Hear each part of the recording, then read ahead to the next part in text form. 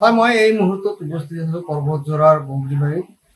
এই পৰ্বতজোৰা বগৰীবাৰীত এজন বিশিষ্ট ব্যক্তি, তেওঁ ডিজিবুল হয়, তেওঁৰ নাম ৰৌচন আলী। তেওঁ বৰ্তমান পঢ়ি আছে উচ্চতৰ মাধ্যমিক বিদ্যালয়ত। তেওঁ বিশেষভাৱে ডিজিবুল। তেওঁ কিন্তু আমাৰ অসমৰ যি মুখ্যমন্ত্ৰী আছে ডক্টৰ হিমন্ত বিশ্ব শৰ্মা, তেওঁৰ মিমিক্ৰি কৰিব পাৰে, বিভিন্ন প্ৰতিভা আছে তেওঁৰ পৰা আমাৰ DNS ক্লাছৰ দৰ্শকসকলক যি তেওঁৰ যি প্ৰতিভা আছে এই প্ৰতিভাৰ বিষয়ে জানিবলৈ আৰু শুনাবলৈ চেষ্টা কৰিম। হয়, নমস্কাৰ।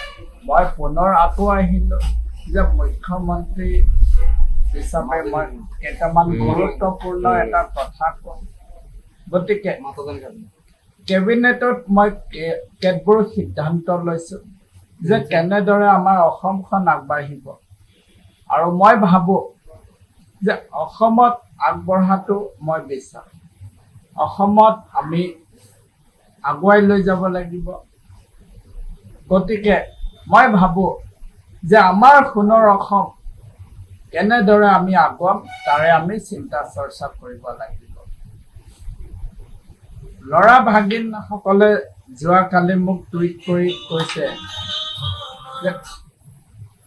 যে কেনেদৰে আমি এটা নতুন সোণৰ অসম গঢ়িম,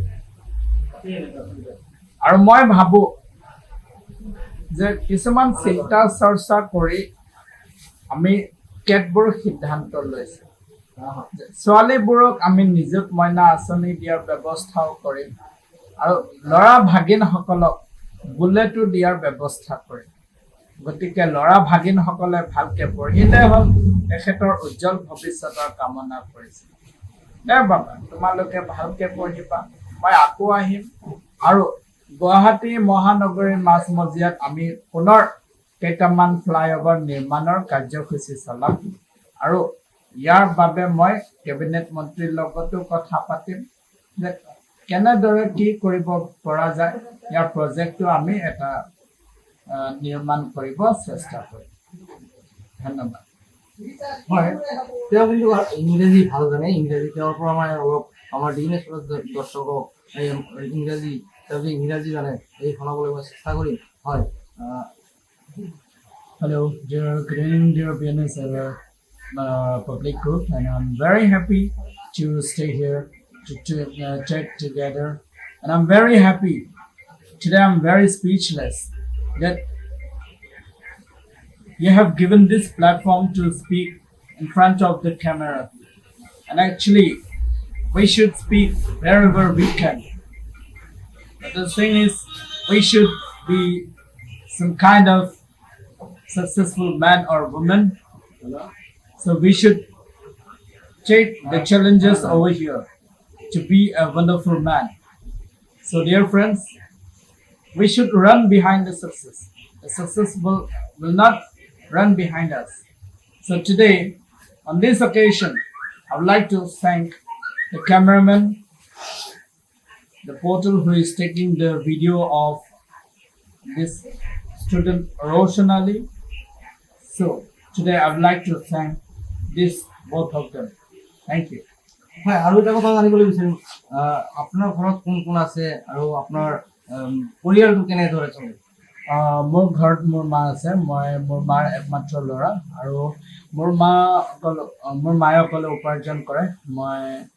মই বৰ্তমান ষ্টুডেণ্ট হয়। মোৰ মা বেলেগৰ ঘৰত কাম কৰি আছে। চ' যিহেতু মই এতিয়ালৈকে উপাৰ্জন কৰিব পৰা হোৱা নাই, আৰু মই ভাবোঁ যে মই পিছতকৈ এটা বৰ ডাঙৰ মানুহ হ'ব বিচাৰোঁ, এইটোৱে মোৰ আশা।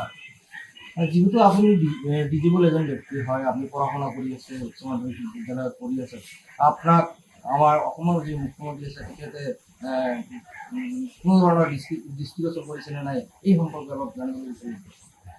অসম চৰকাৰে আমাক বহুতো সুবিধা দি আছে, বাট কেতিয়াবা কিছুমান বিল তেখেতৰ পেণ্ডিং থাকে। এইটো কোনো ডাঙৰ কথা নহয়। তেখেতে চব কাম আমাক সমাধান কৰি দিয়ে। আমি যিটোৱে কওঁ তেখেতসকলে চব সমস্যাৰ সমাধান আমাক কৰি দিয়ে।